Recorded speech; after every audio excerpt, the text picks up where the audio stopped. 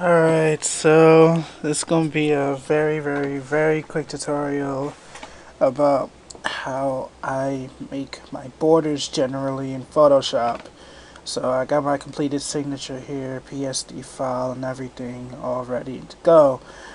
And what we're going to attempt to achieve by the end of this is something like this border right here. So what I'm going to do is I'm going to delete this layer. Make a new one. So generally you would want a completed signature already. So what you're going to do is you can press Control A. It's going to select the entire canvas. And then you're going to go to layer, new layer, layer, make a new layer. You're going to go to edit, stroke, and what I do here is everything you see here, that's how I usually leave it. Color is complete white. F F F F F F F. Just like the poppin' music song. F F F F F F. All that. Press OK. And deselect it. And this is what it's gonna look like. The white border.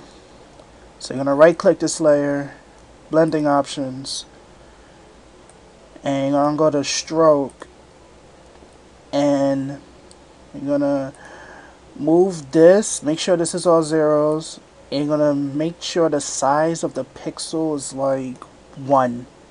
That's it. Press OK. And from there on in, you set the blending options to, it depends. I say linear burn.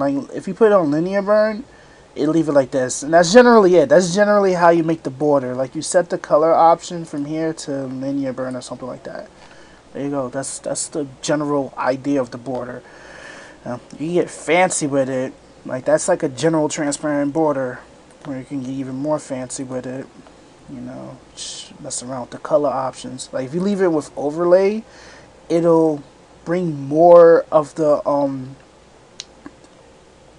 bring more of it out. It'll the white of the original border that we did before will overlay onto the image, and it'll bleed more.